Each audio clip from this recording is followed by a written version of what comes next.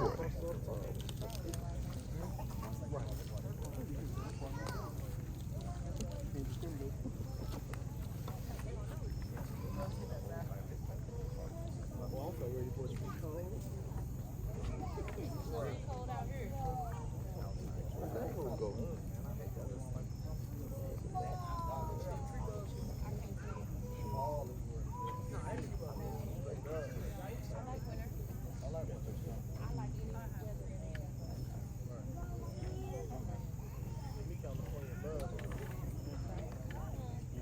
California love.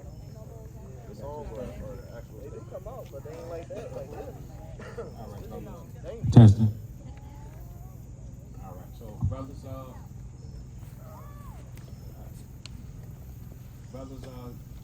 if you out here and you brought your labor of love with you, you know you might want to go get it. You got your care package with you.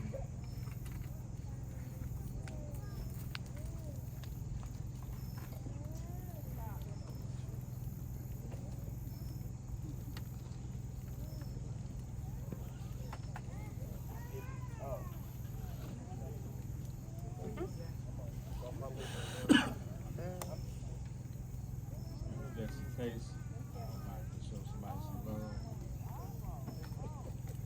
Hey, Quality.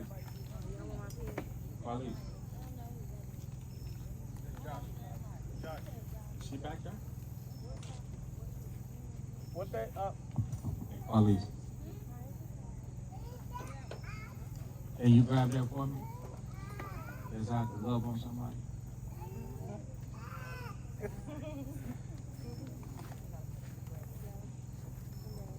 Y'all seen that movie? Out the car. You seen that movie? Ma'am, he went to take care of something, him and Drew. Oh,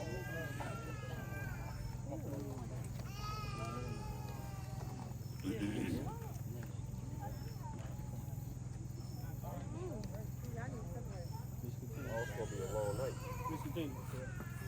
Wait till you do Yeah, Trisky.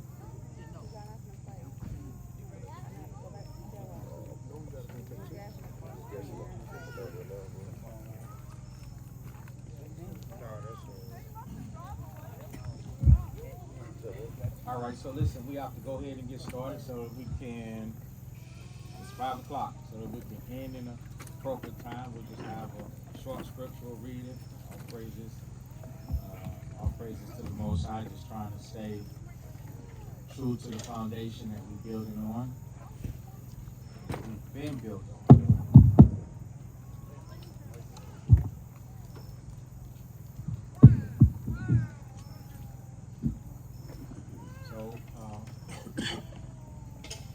Brothers, regardless of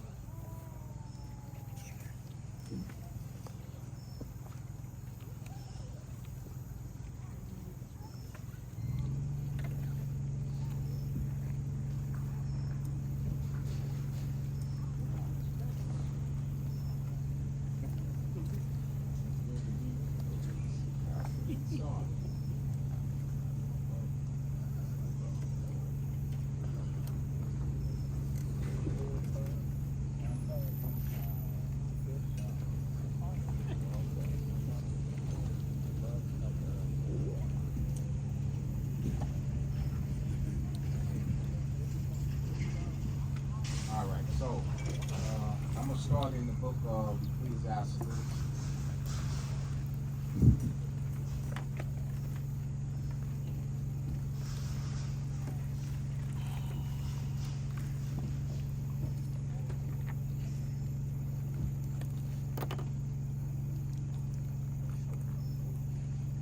It should be chapter 10.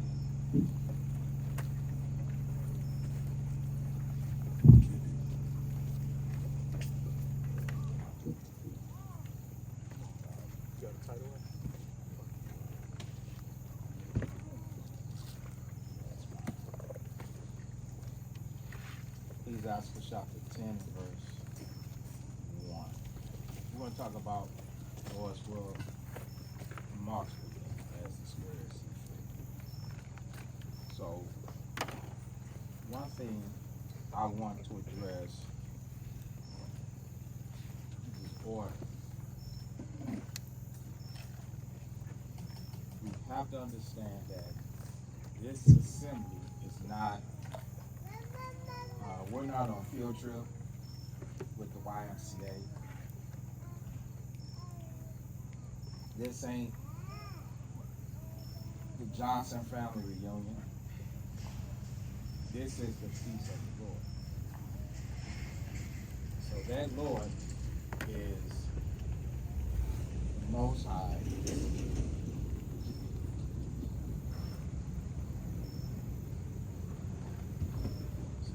So this is the feast of the Most High. And so something about the Most High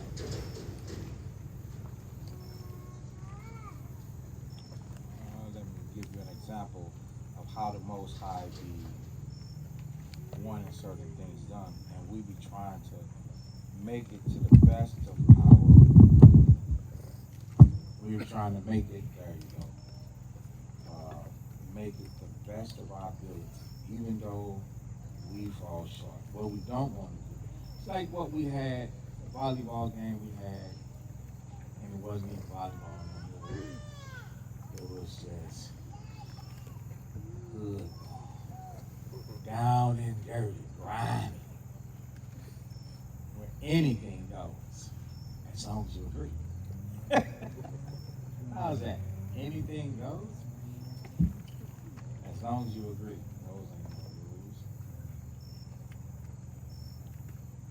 Let's see. So Exodus 25 is.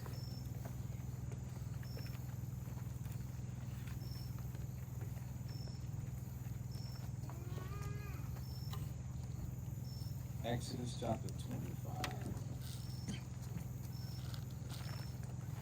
and verse 8. Read that. This is Exodus 25 and verse 8. And let them make a sanctuary. And let them make a sanctuary. So, in ancient days, when Israel came out of Egypt,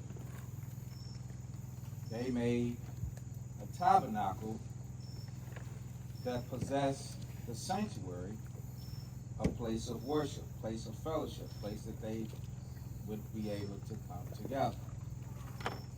Right? So now, let's show the same thing happening right here today. Go to the book of Ezekiel.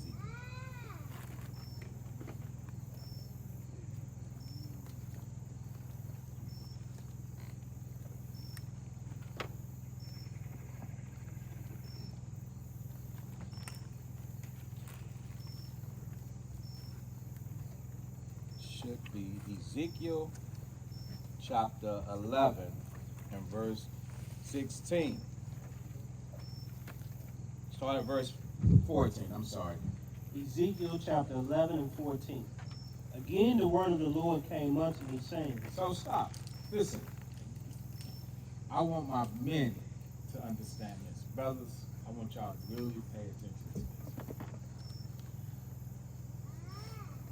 When the Most High told Moses all of this, and he said, speak unto the children of Israel, he wasn't glorifying Moses. He was trying to get Israel to follow him accordingly so that they could be glorified, so that he could be pleased in them. And also, they could be an extension of what Moses was teaching them, which was the commandments of the Most High. So, where they messed up at, right, Juan? Where they messed up at was being impatient. And I don't think that any of you brothers got that type of Korah and Dathan type of spirit. That's not that.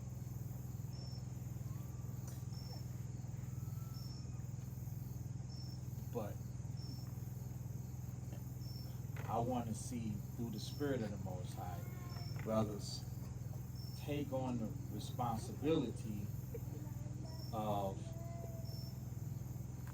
apostleship, graveness, meekness. Meekness is submissiveness, humbleness, bowing the earth completely wholly, entirely, so that the example that you set is the one that's taught to you. There's two ways things can be done. The way that you want it to be done and the way that you've been taught that it should be done. Let's do it the way you taught it should be done. And when you want to do something your way, wash your car. You can wash your car. Vacuum. Do it any way you want. You can start from the back and go up to the front. You can use dishwashing liquid or car soap. Do that. But when this, let's do it according to the scriptures. Do it according to how you've been taught, which is going to be according to the scriptures. So, Moses was teaching the children of Israel to be like him. Just like Christ was teaching the children of Israel to be like him. Like Paul said, be ye followers of me as I am of Christ. So my effort is to get you to follow the example that I'm setting forth, which is the example of the Christ. In order to do that, we would have to forsake our will, forsake our way, forsake our mind.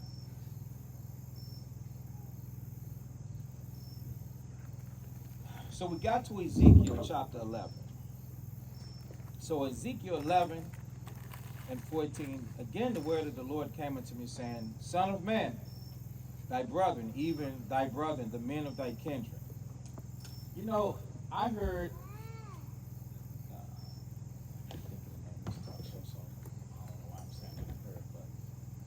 I think this brother had a bishop from another congregation on his talk show, and he kind of stopped and he was like, why is it you so detrimental on your race? Why'd you playing the race card with the Bible and God? So this is a real good example on who the Bible is talking to. So Ezekiel, the Israelite prophet, the Most High said, Son of man, your brother, yes, your brother, your brothers, the men of your kindred, meaning who you are related to, and all the house of Israel completely. So there's no room for nobody else. Just what this Bible is saying, just these Israelites. A lot of people try to include people. Let me tell you how to get out of harm's way in that.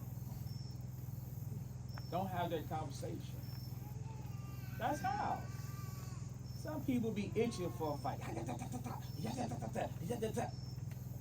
You don't understand there's 10 people over here that do believe and will listen to you, but you gonna sit here and go back and forth with somebody that's scoffing. And what you don't understand is they might be doing that for many different reasons. One reason, they might be physically related to somebody of another family, another kindred, another nation, another nationality. They have grandparents, great-grandparents. You're not trying to butcher, offend, or that's not a conversation that I can have with you. It's not for you. It means that, so if let's say, for instance, even on their side, if their side, maybe their father was Hebrew, but mom or grandmama was somebody else, and they defending it, still don't have that argument. What you got to understand is the Lord said his servants shall not strive. Me, when I'm evaluating a brother or sister, I'm finna look at what are your fruits. Because a good tree do not bring forth evil fruit. Debating, striving, contentions is wicked. That's evil. That's not bearing Christ. You're not dealing with the Christ. You're dealing with the world. That's you. You're doing that because you want to fight. Doesn't matter because you're not passing blows or slap boxing. Remember people used to say, let's slap box. They really want to punch you, but let's slap box. So they'll just open their hands up and then see if they can get something off or whatever, just playing. But they really want to, see. So even the same thing with words. Christ said his people don't do that. His people don't argue. The prophecy about the Christ, a bruised reed would he not break. Something else about something else being quenched, he wouldn't even put out. He just didn't entertain that type of stuff. That's why when you see me moonwalking out of the situation, I got the Christ on my mind. Got my toe up, ready to push you back. Let me get out of this. So, Ezekiel 11 and verse 15, are they unto whom the inhabitants of Jerusalem have said, get you far from the Lord? Unto us is this land given in possession.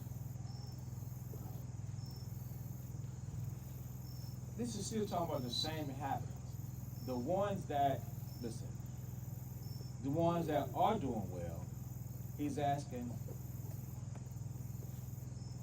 are they telling the other people that's not doing so well to get away?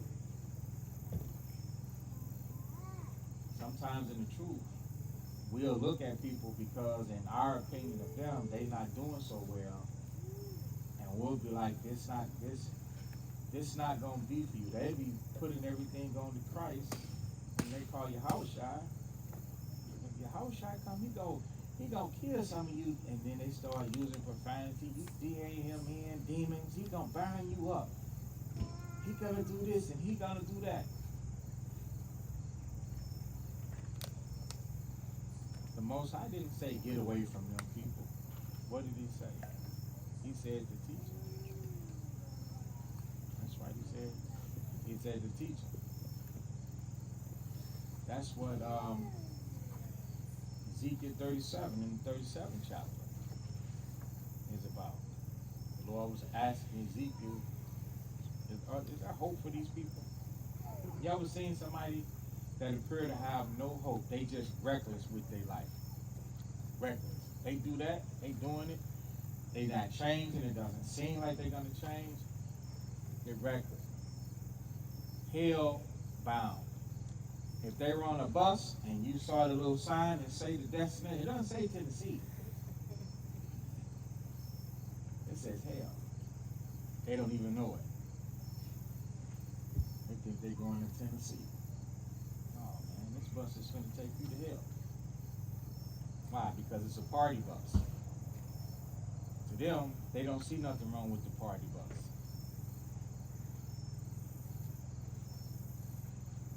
They want to enjoy it.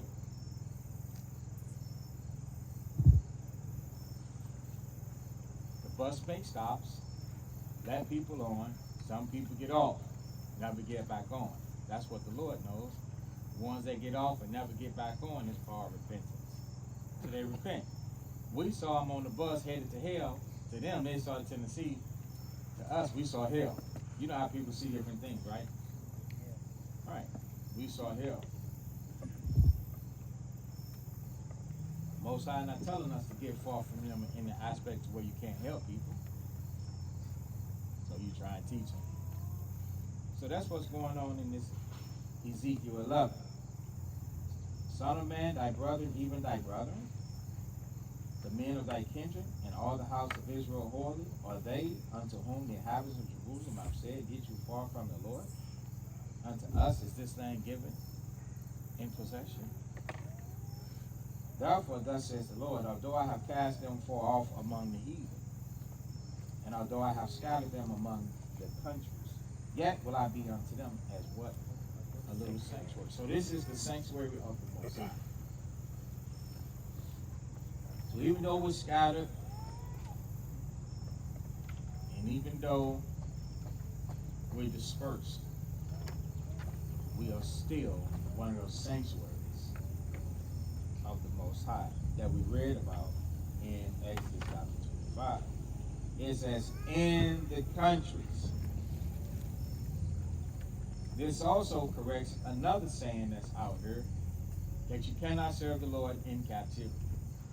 When this precept says that in those countries where he scattered us for a curse, according to Baruch, here it says the Lord is going to build you into sanctuaries. That's right. He's going to build you sanctuaries. And that's why we are assembling together. And that's why the Most High is calling you off the party bus, out of that scenery into here. And people are telling you to repent. They're telling you to change. Now, along with that, you know what else got to happen? Now we have to continue to make sure that we in order along with our faith. And that we just don't come in and we try to shape things the way that we think that it should be. Let me come in opinionated. I think this should be like that. I think this and I think that. No, this ain't the why. You're not a cheerleader coach. This ain't a carnal organization. This ain't, what is it, Sigma, Beta, Sigma? You know, those Greek fraternities. What's the name of another one? Alpha Kappa Alpha. Alpha Kappa Alpha. This ain't that.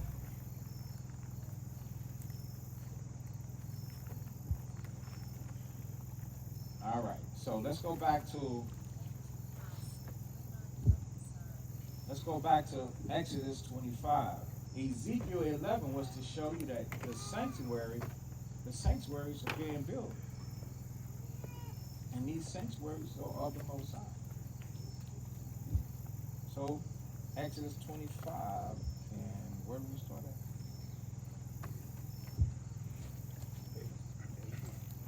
Right. Let them make me a sanctuary.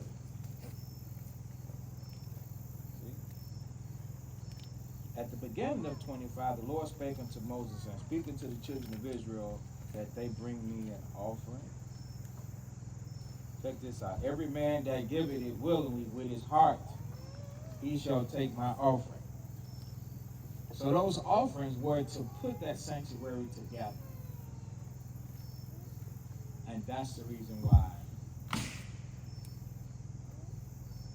we ask for alms, some type of offerings from time to time.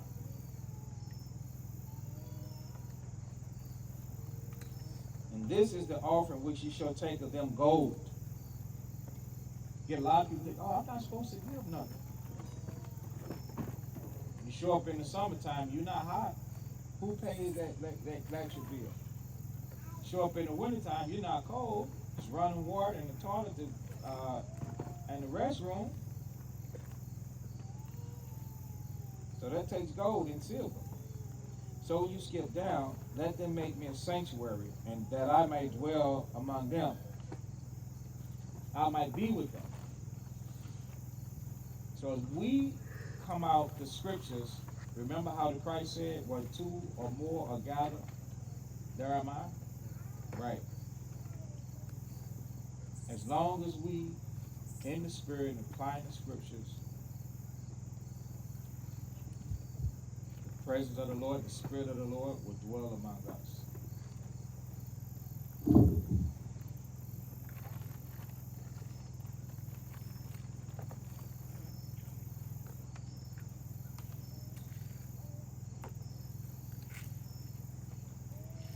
Deuteronomy 23.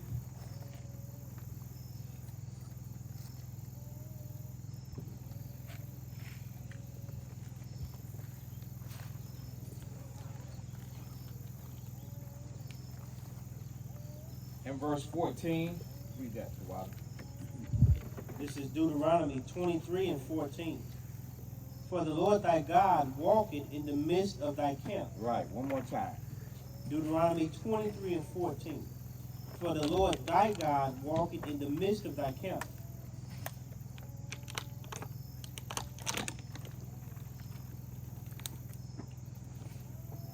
we know what that means. Trovon. Sleep. Trovon. Are you in Ghana church? You know what that means? It says, for the Lord thy God walketh in the midst of thy camp. Deuteronomy 23 and 14.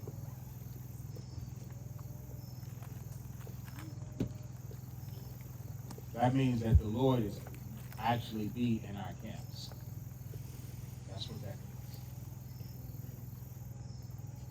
That's what that means. The Lord actually be. You don't see him.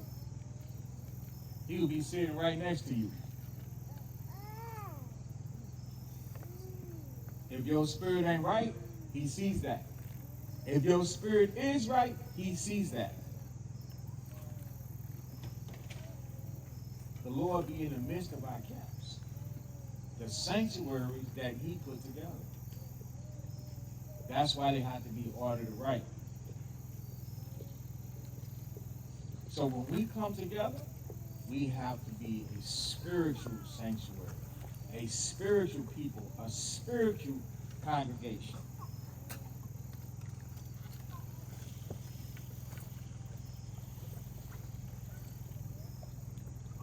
Hold this and go to 1 Peter 2.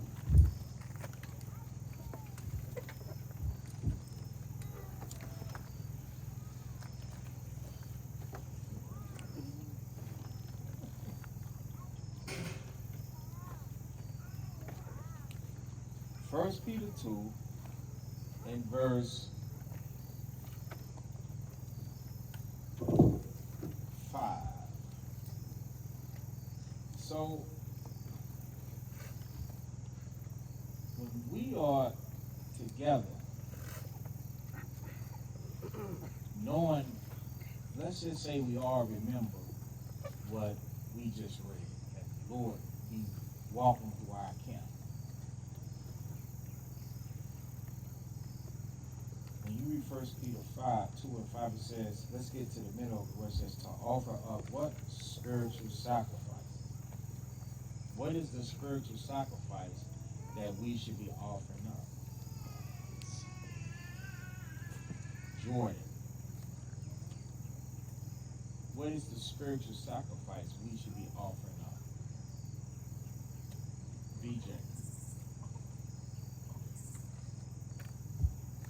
Okay. Jabril. Your will. Okay.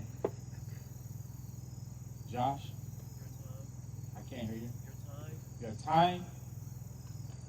Okay, Judah. Your behavior. That's right. Your behavior.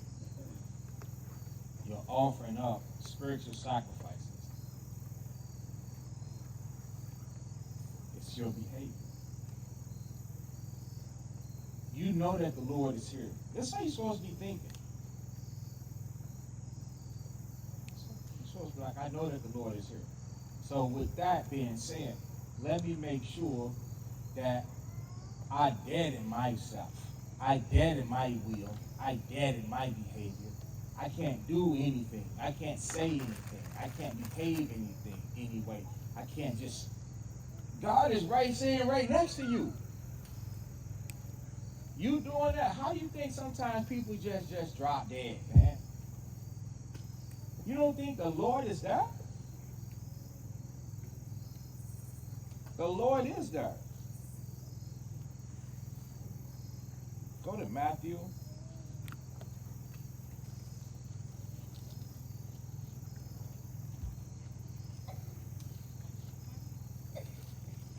Matthew chapter 10 and verse 29. Matthew 10 and 28. Start there.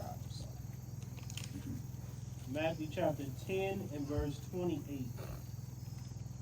And fear not them which kill the body, but are not able to kill the soul, but rather fear him which is able to destroy both soul and body in hell. But rather fear him which is able to destroy both soul and body in hell. So if I was to ask you a question, where is he?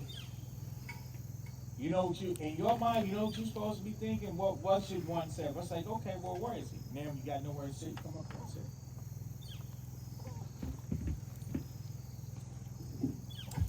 So, if I was to say, you can just leave the seat, sit next to water right there. If I was to say, where is he? In your mind, Judah, what should you say? Right here. Right next to me. Right next, like the Lord is. When you think about it, because unconsciously, we're not thinking about the invisible man. You're not thinking on that level about the invisible man. The Lord is invisible. God is a spirit. You're not thinking about that. But once you think about it and you have to redirect yourself, you need to be like, the Lord is right there. So read the next part. Verse 29. Yes, that's the point. Verse 29. Verse 29. Are not two sparrows sold for a farthing? And one of them shall not fall on the ground without your Father. And one of them shall not fall on the ground without the Lord. So that's why I said, God be right there. The Lord be right there. Something happen, he right there. Before we get back on course, there's one more. 1 Timothy 1 and 17. Let's see if Paul is teaching his son Timothy according to the faith. If that's his son, he's teaching the young brother about the same thing that I'm telling y'all. Read that. 1 Timothy 1 and verse 17. This is 1 Timothy 1 and 17. Now unto the King eternal, immortal, invisible. Hey, wait a minute. Immortal, sitting right next to you. Yep. He's sitting right here. Immortal, invisible. Walking through the camp. Brothers and sisters, pay attention. Pay attention. Everybody look up here. The Most High wants you to be like his pride possession. One of his pride possessions. This assembly right here. Don't mess up by being wicked. Because he's gonna put you out. And nothing and nobody can contend with him, argue with him, save you. And you might feel that you don't care until you enter into your sufferings, and then you have to call upon him. And then once Satan done wrecks you and deceive you, and you really realize that you would let Satan trick you and deceive you, it's going to be too late. You're going to be afflicted by whatever chastening the Lord put on you. And sometimes it takes certain things like that to get people right. Because sometimes a conversation, that don't just be good enough. I'm going to have a conversation with you, brother. Don't do this. That's not good. So now the Lord has got to press hard upon you. Because this is one of the Lord's sanctuaries that he visits, he walks through, he cares about, he loves, and it has to be right. You gotta be right. All of you guys, you are no coincidence. You are somebody special. You just gotta start doing special things so that what I'm saying to you can match up with those words that I'm saying. You are somebody special.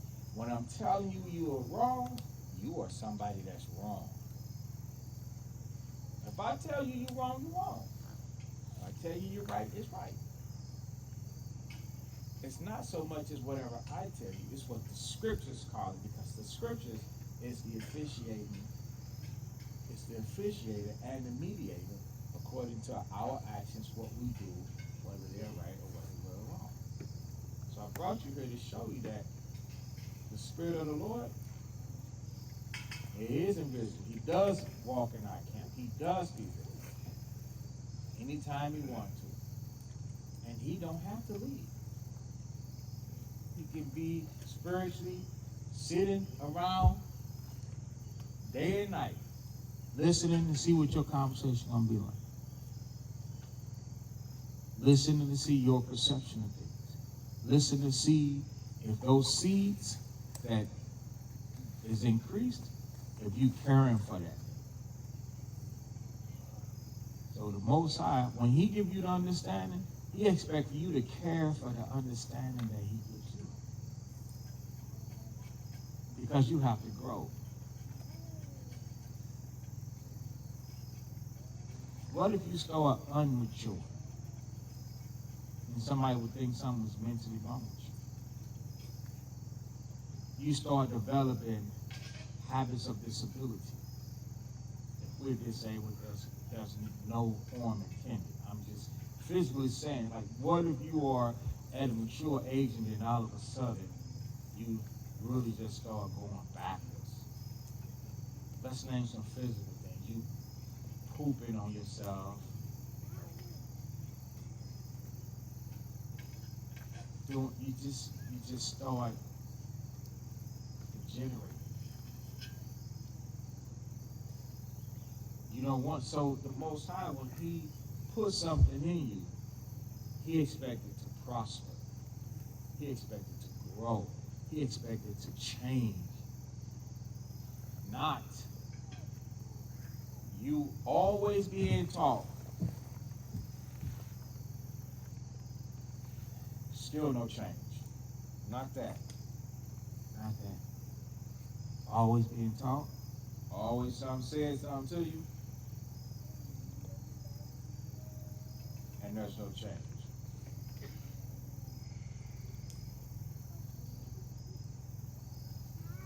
This is bad.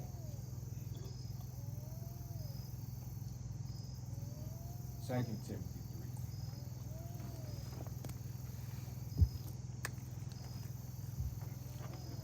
3. 2 Timothy 3.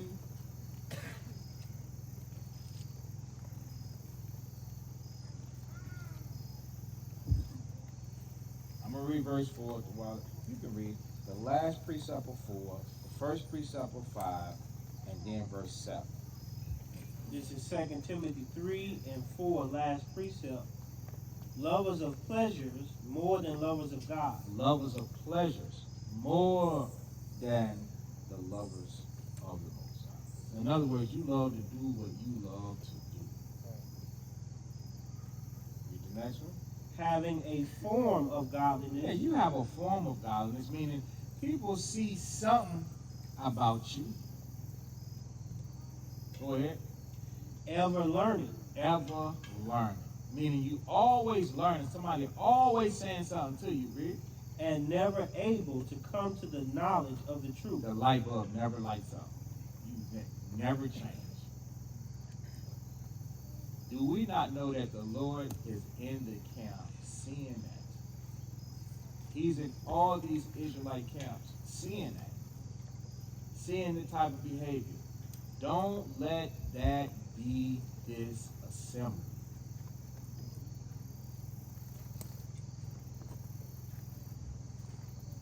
Go to the book of Ecclesiasticus.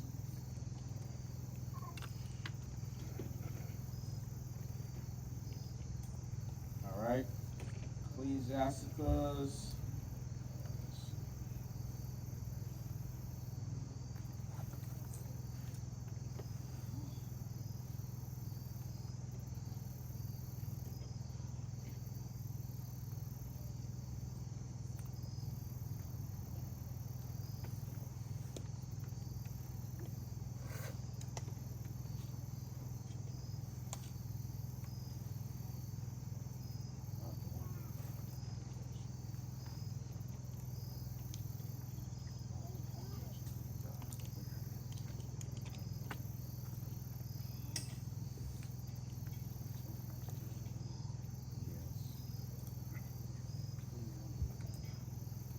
Ecclesiastes 21 and 9.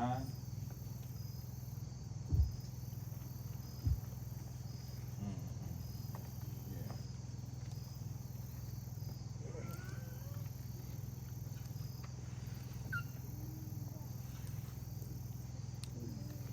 So how many brothers and sisters enjoy the fellowship here? Enjoy the fellowship? Okay. And so the hands that I didn't see, I guess you don't enjoy it.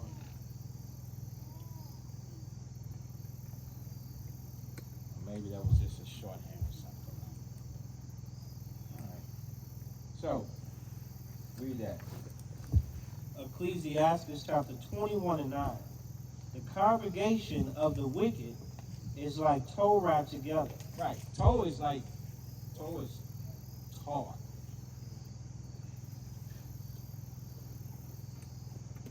So we spent every day around the campfire, and you see how you tell them brothers to dump the trash in there, and you see what happens once that plastic melts. It gets hot, right? So that's how tar is. Tar, once you put fire to it, oh, it'll burn. It'll burn, you know, the ingredients in it. It'd be hard to put out. So, read the last part. And the end of them, The end of the congregation. Listen up. You love this fellowship. Okay? You love this fellowship. Go ahead. is a flame of fire to destroy them. To be destroyed. Why? Because if it's not according to what's right in the scriptures, and it turns wicked, especially you don't mean no harm. You don't mean brothers and sisters. You don't mean no harm.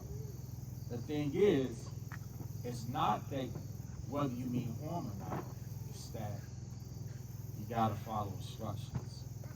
We gotta learn to do it how the Most High say to do it. That makes the difference right there. That's the difference between leaning to your own understanding and following the instructions. Like we're gonna go back to Exodus and go into that just briefly. Use that in the scriptures. So the Lord said the flame of fire, the congregation will be destroyed. That means if we don't go according to these scriptures, all of this fellowship will not exist. The spirit will not be in brothers and sisters to assemble, to come together.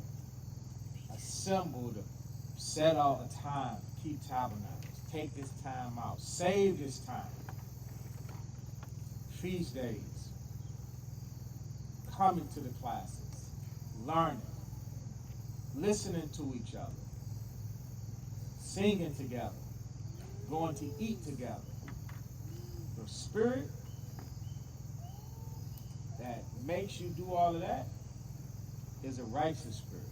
But if we give place to wicked spirits by not humbling ourselves, by not listening, by not enduring, the Lord said he'll burn the whole thing down. If Israel just go rogue and then they stop listening. That's what happened to us in time past. Because we departed from the Most High.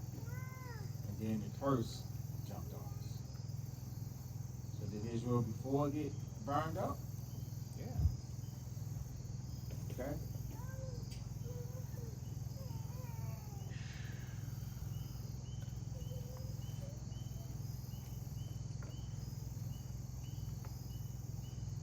Daniel chapter 9.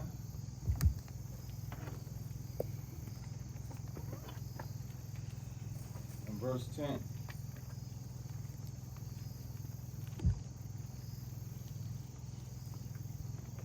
This is the book of Daniel, chapter 9 and 10. Neither have we obeyed the voice of the Lord our God, to walk in his ways, which he set before us by his servants the prophets. Right. So, including myself, how many of us have had the laws brought out to us and told us that we had to do something that the scripture say? I mean, it's by show of hands.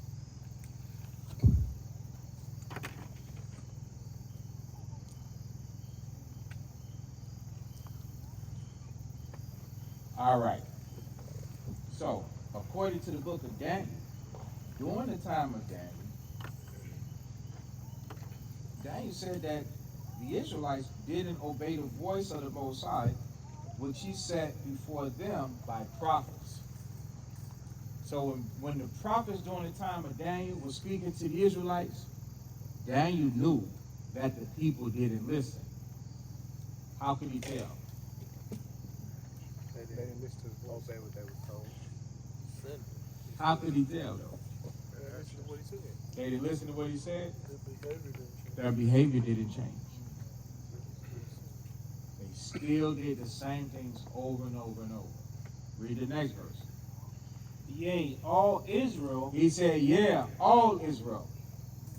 You see? So, if all Israel was doing it, what else was happening? Okay, Judah, if this were a gambling table, you would be hot. If all Israel was doing it, what was happening to make all Israel to do it?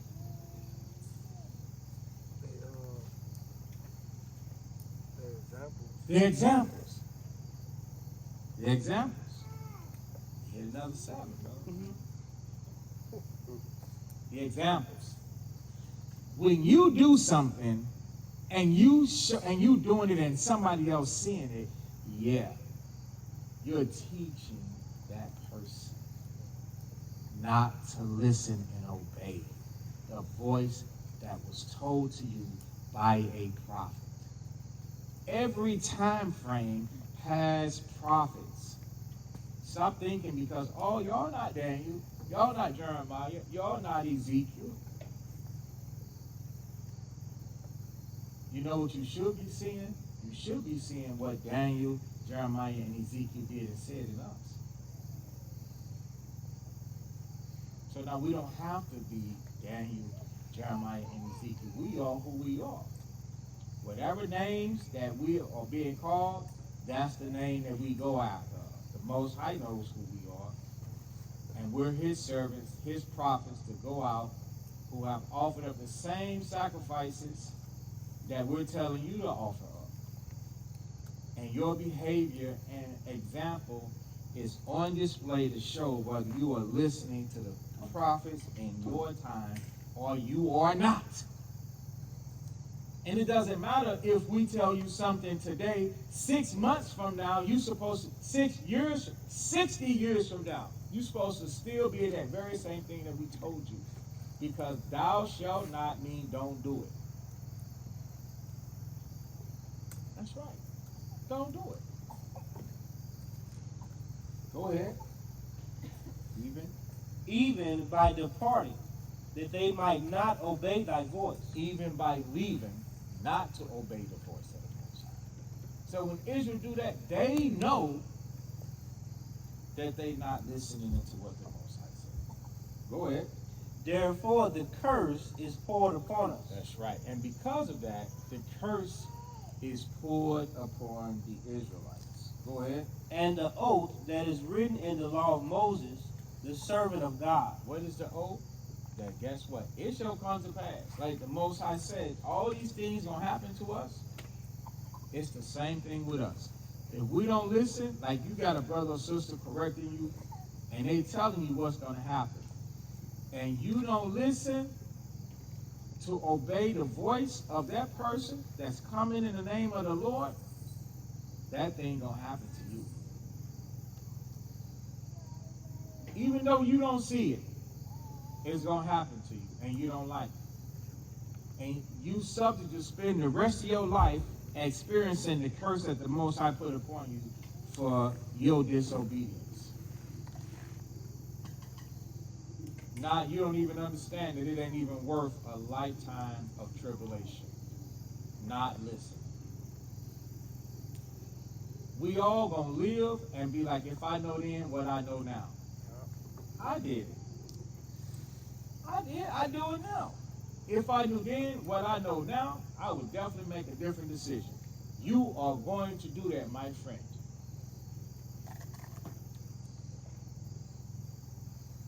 you're gonna do it. The best case scenario is to put that yoke upon you, and the acceptable sufferance that I'm always talking about, go with that. I'll give you an example, then I'm gonna move on. You got a lot of hustlers in the street. I know. You got a lot of hustlers in the street. Right? They end up going to jail. They was making tens and thousands of dollars. I mean, they making big money. I'm assuming, I don't know people doing it, but so they making big money. Now they're opening up businesses. They got the stores, the CBD, that's what it is. CBD stores. They got the CBD stores, marijuana plant farms, and all kinds of. So they making big money. All those hundreds of thousands of dollars that they make in that short amount of time, they end up going to prison, right? Now they ain't making no more money. In prison is modern day slavery exposed. Like, we're not giving account of this slavery. In prison, they have you building stuff. They have you making stuff. They have you doing stuff. In prison, they work farms. In prison, they work factories. In prison, they do stuff. Anybody know how much they make? How much? Pennies. Yeah. 25 cents. So, let's just say they make pennies a day. Let's deal with that. Pennies a day. So at the end of the day, you might end up with a quarter. Quarter a day. You got 15 years in prison.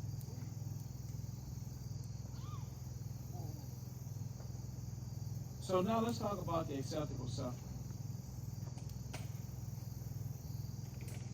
You was making $100,000 selling drugs a month. Let me do some math. 0.25. You think they work 8 hours? Let's give them a 4-hour shift. Times 4, that's $1. That's $1 times 30. That's $30 a month.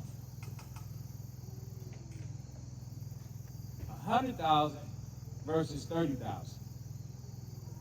You don't have no choice, or you humbled yourself to make the 30, to make it because it gets you out of a cell.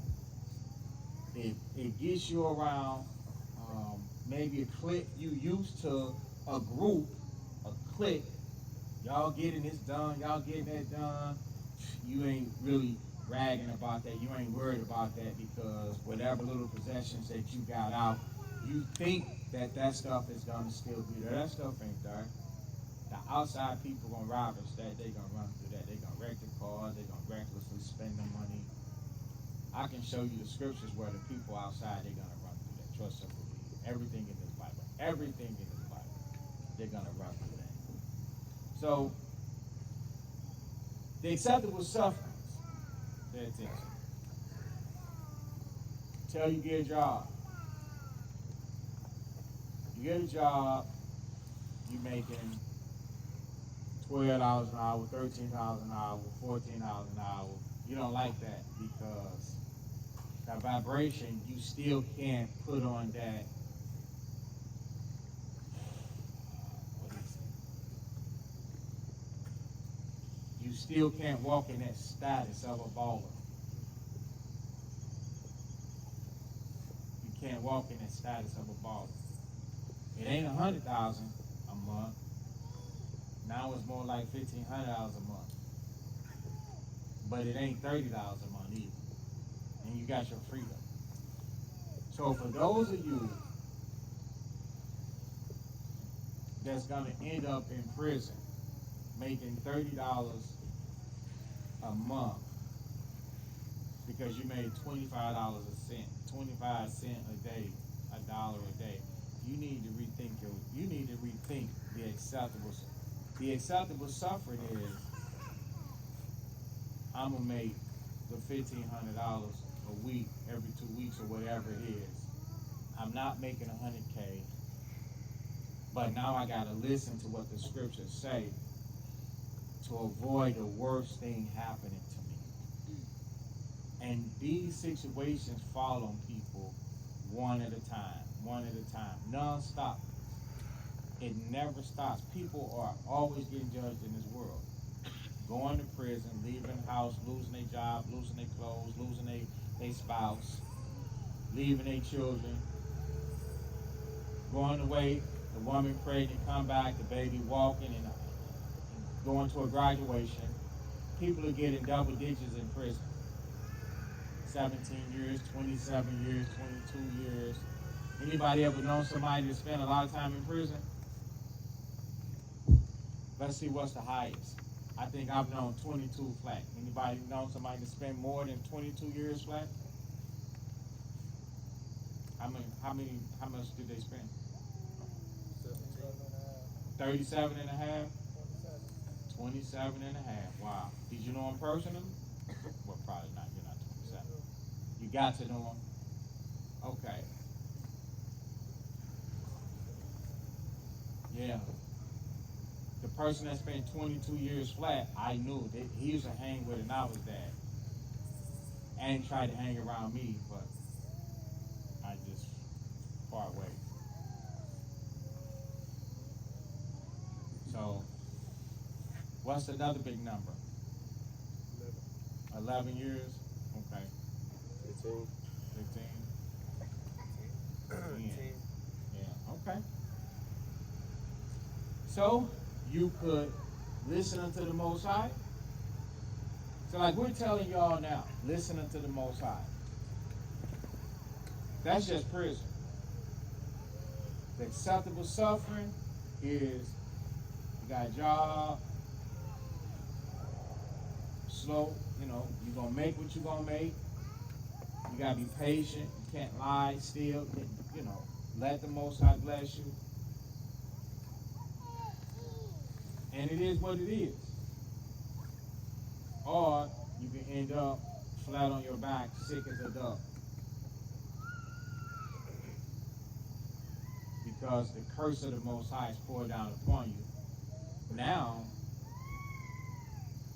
the thing that the Most High was begging you to do is off the table. Y'all do know that can go off the table, right? Let's say everybody in their right state of mind, and the Lord is asking you to do certain things. The Most High can take that off the table. After He judges you, He'll take that off the table.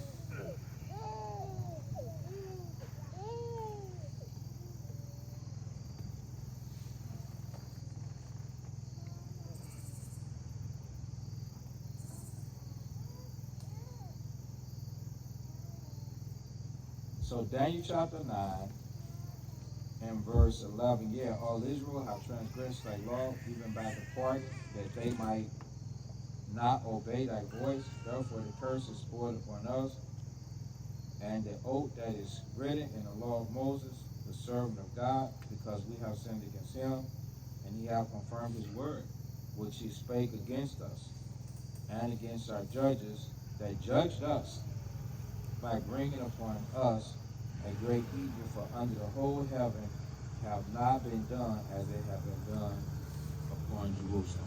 And that's why ain't no other race or nation of people say that they the Israelites or that they've been through what we've been through. Nobody. Don't let them think, oh, slavery happened to white people too, or slavery happened to these people, or slavery happened. No. Ain't nobody been ever treated like us. The things that they show you with other people, and it appears to be undeveloped countries and stuff like that, those people live, and they live like that because they want to live like that. They have the funds. They have governments set up to where if they wanted to change their infrastructure, they can. Everybody don't want a concrete wall. Pave everything in cement. Everybody don't want to live like that. Everybody don't want to open up their country to everybody on the planet and say, come through here. We'll tear our trees down and tear our roads and valleys and springs and tear all that other stuff just so that we can make more. Everybody is not like the so-called white. So big, just because they see or they show you those things doesn't mean that people want to change. I mean, people don't want to change. Or which is they in other words, they want to be the way that they want to be. That's what I'm getting. So you don't have to be. This is not the standard. Don't let this be the measuring stick. Oh, if it's not like this, then it's wrong. That's not so. So the point is, ain't nobody been done like us. So that's a promise that the Most High said for not listening. So now on a smaller level, if we decide not to listen, and I understand that you're like, well, this is my life. It's taking years. Some of you think that you're getting old. I'm getting old, this and that. No, you're learning. So that when you do get in a situation, it's like the height of everything is to be in a relationship. And most of you still children. Children wanting to be in a sexual relationship or some type of communication with another young adult or young child, and you don't even know spiritually, your spirit ain't even developed yet. It's like your feet not finished growing. Yeah. So you gotta grow, your spirit gotta grow. You don't just, because society offers you movies and sceneries, Love Jones, and all this, that, and the third, they offer that stuff. That don't mean you take that. The Bible is our example. That's the righteousness of the Most High. So when your spirit is right, and you are right, and you're right, and fully come in the age of a man, and you doing the things that the scriptures say a man is doing in responsibility, things like that, that's when the Most High, not you, that's when the Most High come in.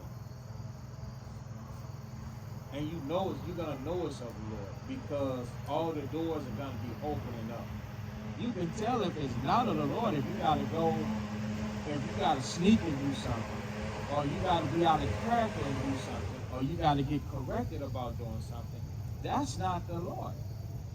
That's you. I do understand. Many people want to they out of character, like, okay, I'm gonna make this work.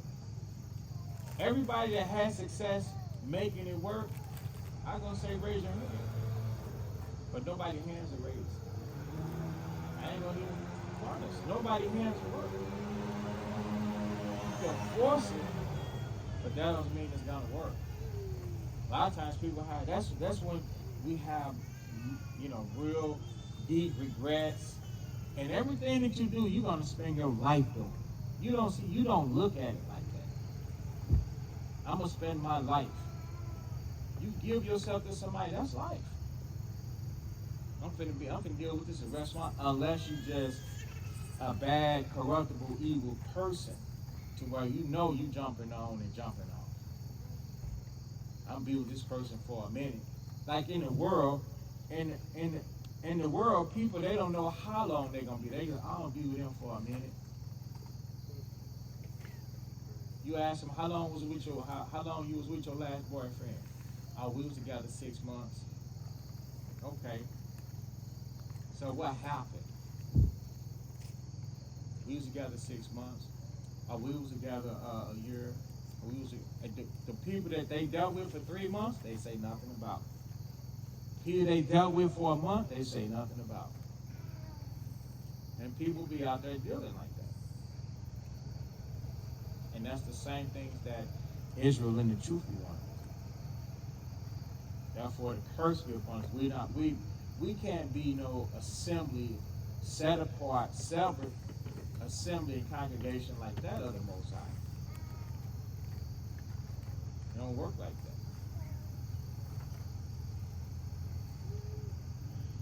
So let's go back to Exodus chapter 25 and verse 8. It says, let them make me a sanctuary that I may dwell among them. Remember, the Lord said, be ye holy, for I am holy. So the Lord wants Israel to be holy, because he himself, he's holy. Now verse 9, this is the point. According to all that I showed thee, after the pattern of the tabernacle. Stop. According to all that I showed you. So what the Most High wants done in the sanctuary has got to be according to how he told Moses. He didn't tell the assembly.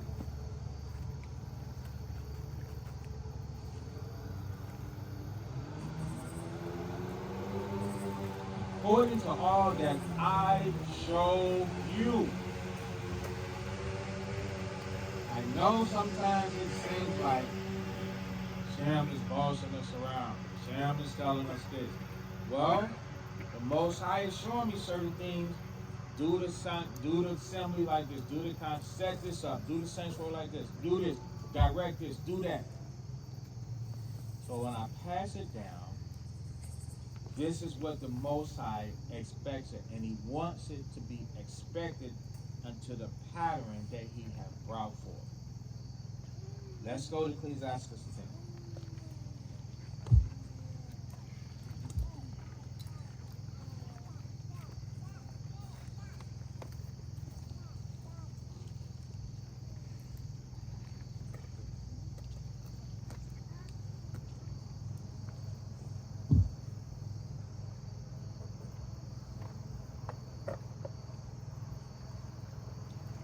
Ecclesiastes 10 and verse 1. Read that. Ecclesiastes chapter 10 verse 1. A wise judge will instruct his people. All right, stop. So, who was Israel's first judge? Who was Israel's first judge?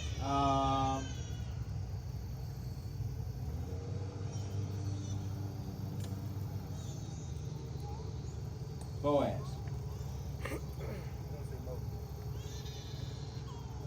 You had that priceless look on your face, like. Thinking about it. All right. So Dewan, who was Israel's first judge?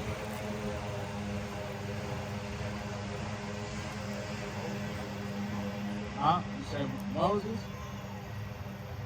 Mike, no. Who was Israel's first judge, Mike?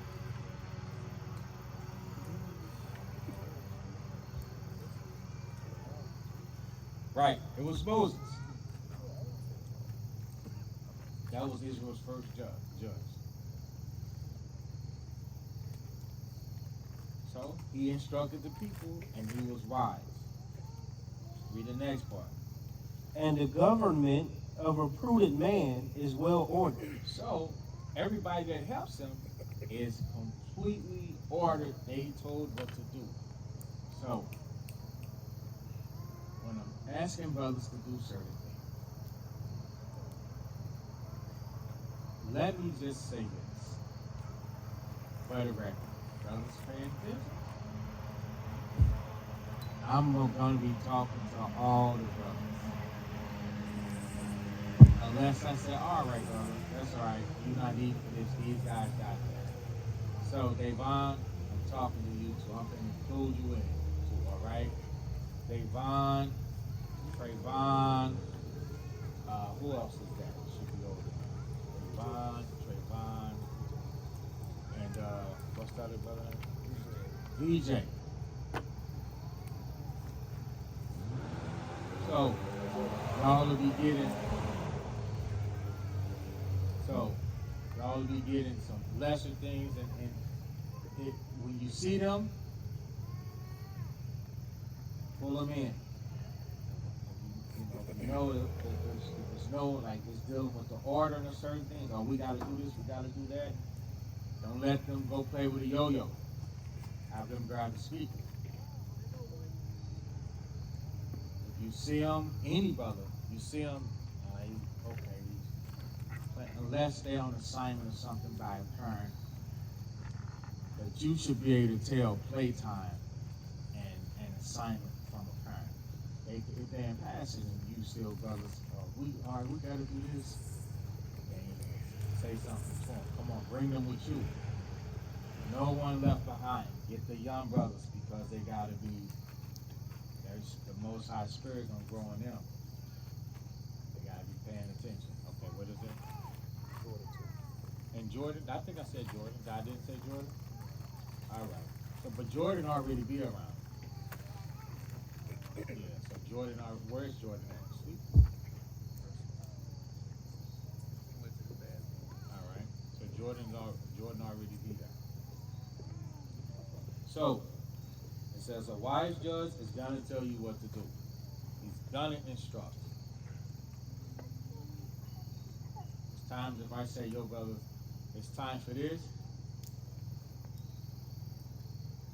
Stay out the phone. Put them away. You know, I'm saying that it's time for something pertaining to this assembly. Every brother, not some, get out the phone. Get rid of that weak nature. We men.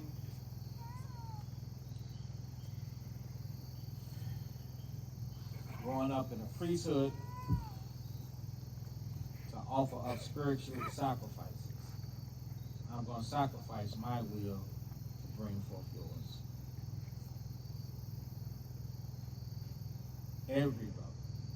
Not one, two, oh, these brothers, they don't lead, or they doing that, or he ain't talking to us, I'm this. I don't like that.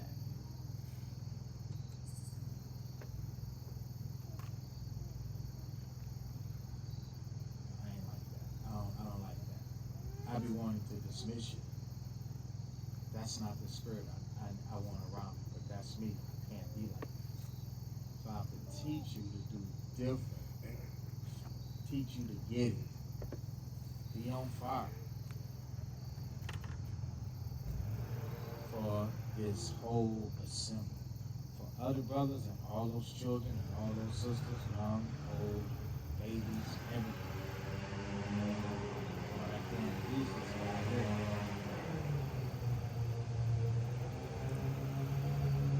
Doesn't work.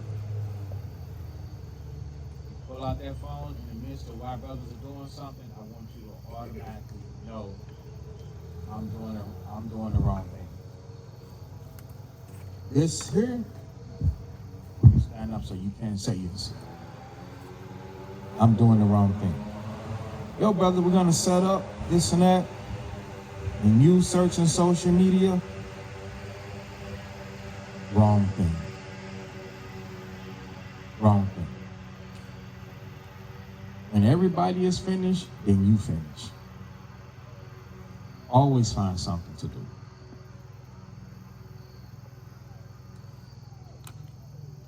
That's the spirit. That's the example that's supposed to be. Then you sit down and take a break. Now you don't take a break and everybody working. You're not reasonable. That's not right. Same thing with sisters. No lazy sisters. When women's works is to be done, women's works is to be done.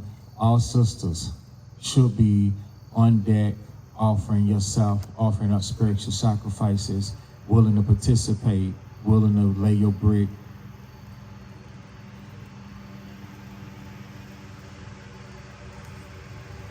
Another thing that I wanted to deal with pertaining to the sisters.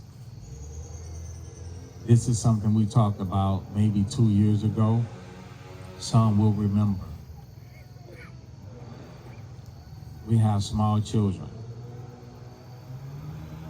And having small children, sisters that have those children, y'all should, hey Shy, just put it down and wait. Sisters that have those children miss out a lot, with the distraction of the children and always have to sit with them and be with them. We need to come up with something to where maybe 2 sisters or 3 sisters can hold down the children while those other sisters get some learning in. Like in childcare, how many people, I know Shanae, Saad, how many children can one person should be able to hold down? What's the ratio? 10 to 1? They both not here? Did they say something? They gone. It's 10 to 1. Oh. So 2 sisters should be able to hold down 20 children. So pay attention to what I'm finna say.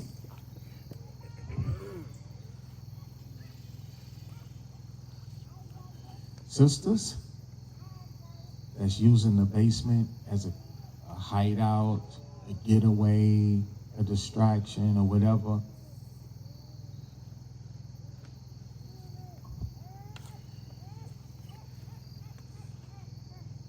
Coming up, I really would like, I'm trying to make sure I be charitable and be nice with this, so you're not offended. Because I understand how people are with their children. It's like, oh, I gotta do it. I gotta be with my child wants me. You can't wait until you get to the school to practice teaching your child to sit down. You can't wait till you get to the school to practice teaching your child to listen to somebody else other than you. You gotta deal with your children every day with sitting down. Be quiet. What is it? Listen to that person right there. Respect that person. That has got to be an everyday, all day situation. Don't just wait till you show up to 5, 4, 6, 2, and then you won't expect your child to be quiet. And then when they won't sit down, you want everybody else to understand why your children won't sit down. I raised 8 of them in the truth in one house that all sat down. So you're talking to somebody who will not compromise or understand why you can't get your child to sit down and be quiet. That's because you're not teaching your child to sit down and be quiet. You have got to enforce your children to sit down, behave, and listen all the time, not running around. And therefore, 2 people can sit with 20 children. That's right. 2 of them will be able to. But if yours don't listen to you, yours ain't gonna listen to the 2 that's downstairs. And now you got 20 children that don't listen to nobody. Cutting up clowning.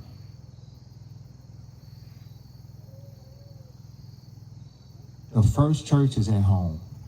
Church starts at home. It starts at home. You know, the scriptures say if a man knows not how to take care of his house, how can he take care of the church? You gotta know how to take care of your house.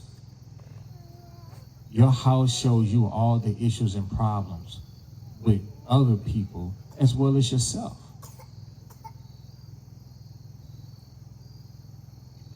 When they become older and they start making the choices, that's when the Most High gonna come in. He gonna say, okay, So they refuse to listen to you, I got this. I got this. Without respect to persons, I got this. Don't worry about it. I got it. Even though nobody wants nothing like that from their child. But it happens. The Most High definitely steps in. But while they little, yeah, you're supposed to be on top of that. Don't take no. Don't be abusive. Just be firm. You don't want to crush a child. Just be firm. Say what you mean and mean what you say. There's a lot of different ways to redirect a child and let them know you're not playing and stuff like that.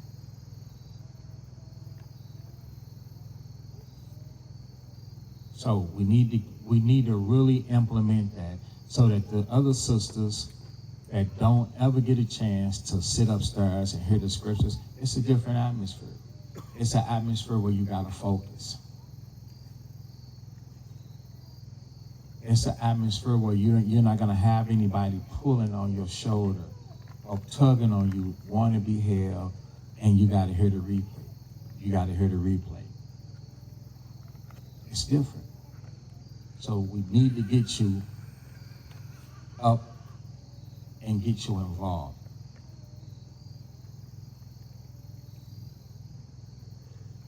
Sisters, and y'all gotta learn to be subject to each other, and you gotta learn to listen to each other. I know a lot of sisters just think that the men are so much closer because they men. That's not it. They're close because they're being instructed to, and they listening. And I'm asking them to listen. I stay involved with them.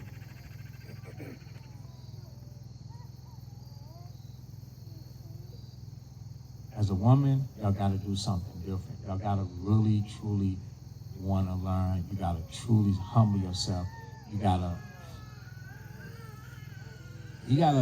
get them outlandish ways up out of you as a female.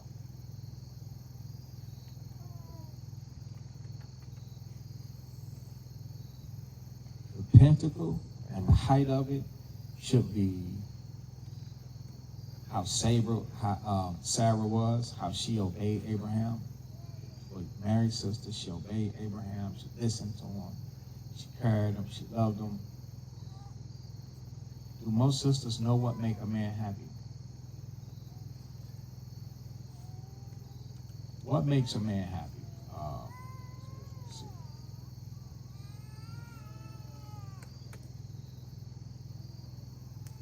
Obadiah. What makes a man happy from a woman? Who? Listening. Okay. Right there. Peace. Like leave him alone. Leave me alone. Okay. Boaz. Applying the scriptures. So, all of those things. So, you know what we're saying right here? What makes the Most High happy? Doing it according to the description that's described. See that you keep it according to the pattern. So when it comes to, sisters, listen up. When it comes to making a man happy, you have to do it how he wants it done. Without a show of hands, how many sisters say, "Oh, I know he wants it done a certain way, but this is what I'm gonna do"? Do you know what you just did? Some garbage. That's what you just did. And you're like, no, this is no garbage. This is what I did. So, that's at home. when you're in fellowship and you're doing women's work, and then you have sisters that's asking you to do certain things a certain way. If you did it with your husband the way that you wanted to do it, you also gonna do what you want to do the way that, even though a sister said, do this like that, you gonna do it the way you want to do it because it's easy and convenient and you know how. You're like, oh, I know how. And then you try to push your agenda as acceptable. So then we have a bunch of individualites instead of the Israelites. And then you have no true rhythm and harmony or unity. And then you have schisms and confusion. And no true bond. No true bond. Because in your mind, you selfishly know how to do whatever it is that you want to do for you. And you do not know how to follow instruction. What does that do to the sanctuary? It destroys it. These precepts are very important.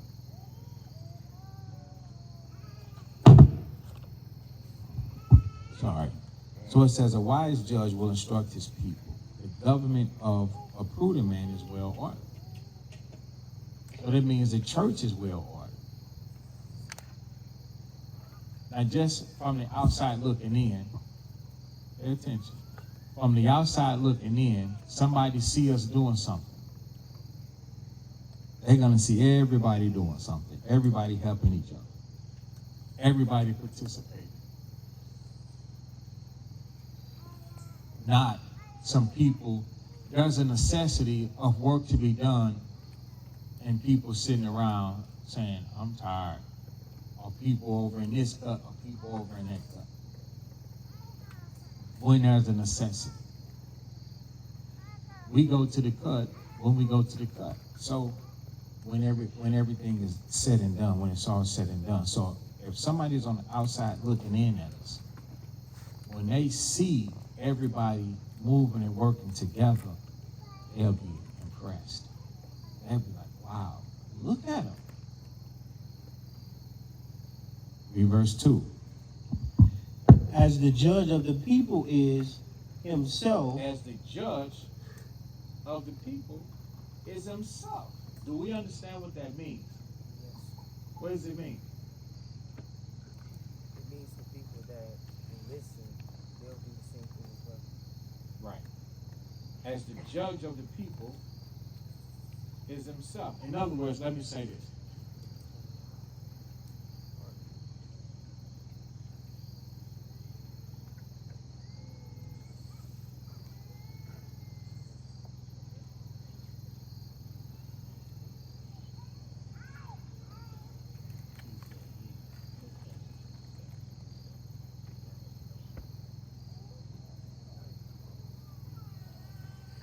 So,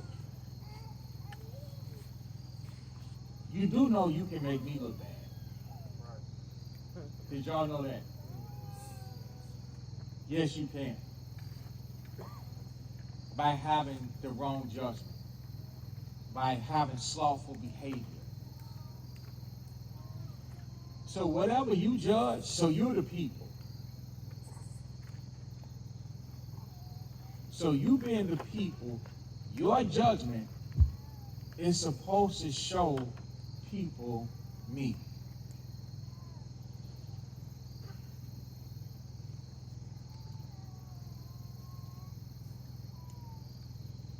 Yeah.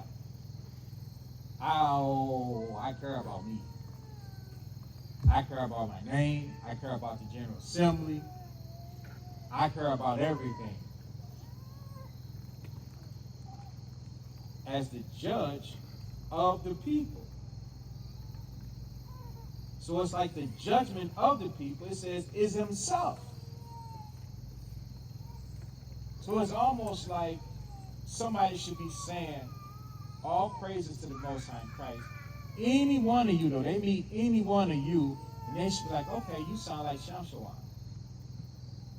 When your judgment determines when you finna bring forth the determination of a situation. That's what this is talking about. Your behavior. So then it says, who else? So are his officers. His officers have the same judgment. So the people and the officers, let's make at this point, the people, all the sisters and children. The officers, all the brothers. Look at the unity. Look at how we all supposed to have the same conclusion. We come to that conclusion because we having the same level of application, or we're trying and striving to have the same level of application because of the spiritual sacrifices that we make. Go ahead. And what manner of man the ruler of the city is, such are all they that dwell therein. Such as all day. So if you're saying, I don't want to be like you, I don't want to, you're wrong. You don't want to be like me because I'm trying to be like Christ. I suggest that you kind of change and rethink your strategy. Because then that means you want to be wrong then. Because there's no way, shape, form, or fashion I'm intentionally going to do something wrong. We are expected to be like our teachers and our elders. We expected to be like our leaders because they walk in the commandments of the Most High. Last one, and then we'll send up prayers and go set up our picture. Go to the book of Baruch.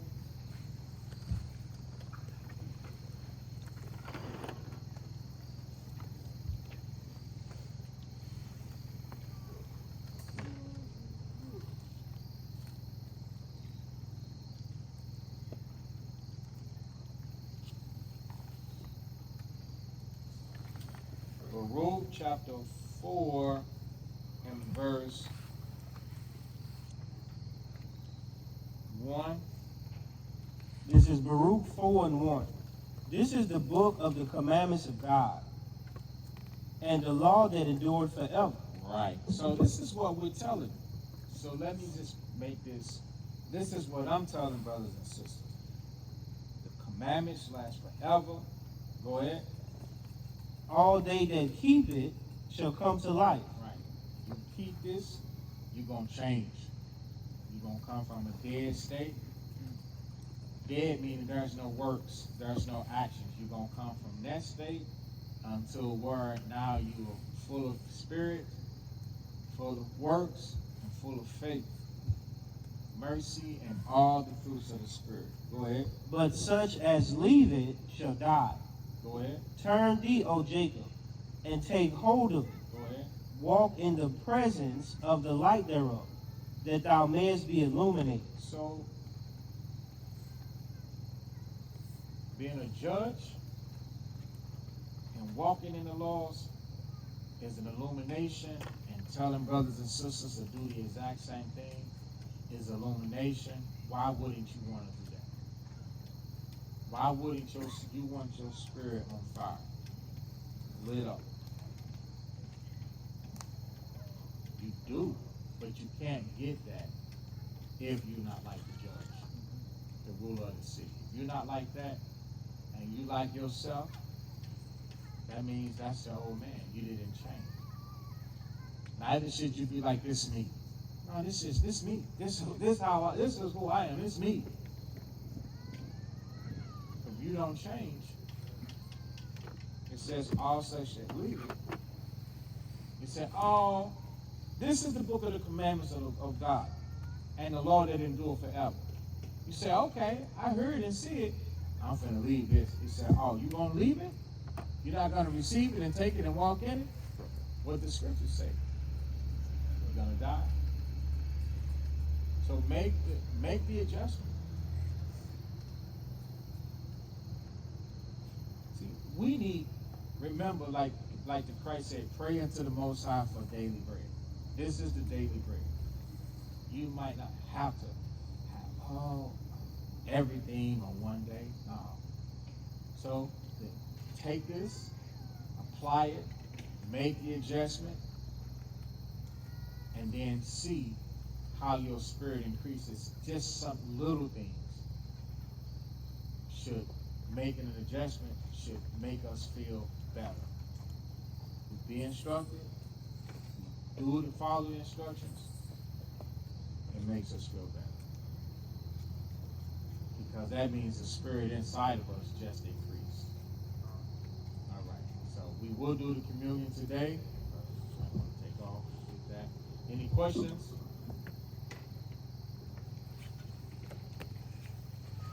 So, immediately after the prayers, we should turn and immediately after the prayers, we'll turn and go up those steps, and we're going to take the picture on that hill by a tree up there. What'd you say? Yes, Matthew 26.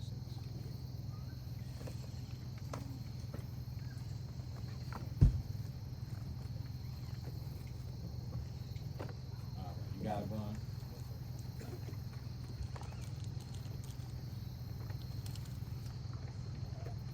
Book of Matthew. Cups on the top of the refrigerator. The book of Matthew, chapter 26 and verse 6. Now when Christ was in Bethany in the house of Simon the leper, there came unto him a woman having an alabaster box of very precious ointment, and poured it on his head as he sat at meat. But when his disciples saw it, they had indignation, saying, To what purpose is this waste? For this ointment might have been sold for much and given to the poor. When Christ understood it, he said unto them, Why trouble ye the woman? For she hath wrought a good work upon me. For ye have the poor always with you, but me you have not always. For in that she hath poured this ointment on my body, she did it for my burial.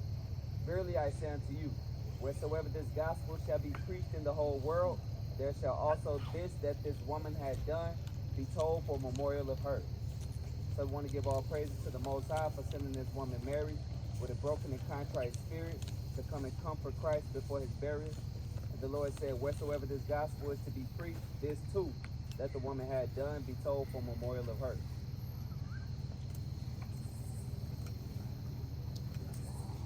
The Lord's Communion.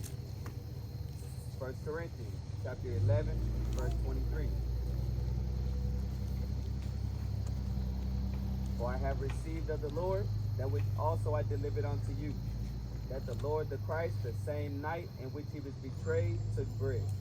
And when he had given thanks, he brake it, and said, Take, eat, this is my body which is broken for you. This do in remembrance of me. After the same manner also he took the cup when he had supped, saying, This cup is the New Testament in my blood.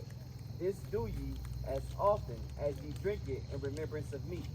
For as often as ye eat this bread and drink this cup, ye do so the Lord's death till he come. Wherefore, whosoever shall eat this bread and drink this cup of the Lord unworthily shall be guilty of the body and blood of the Lord. But let a man examine himself, and so let him eat of that bread and drink of that cup. For he that eateth and drinketh unworthily, eateth and drinketh damnation to himself, not discerning the Lord's body. For this cause, many are weak and sickly among you, and many sleep. For if we would judge ourselves, we should not be judged. But when we are judged, we are chastened of the Lord, that we should not be condemned with the world.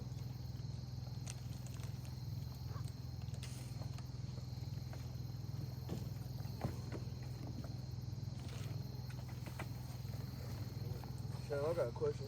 Yeah. Hey, what color fringes you want us to like White white with these? with the navy blue, with the royal blue border. So not just any fringe though, like what's on this shirt. Julian. The thick fringe. Golden. That is something.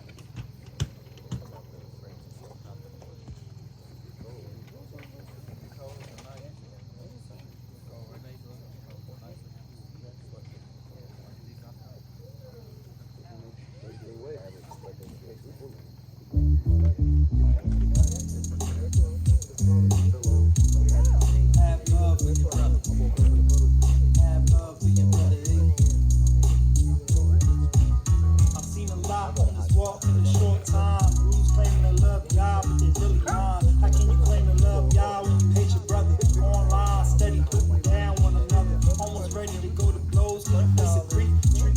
brother even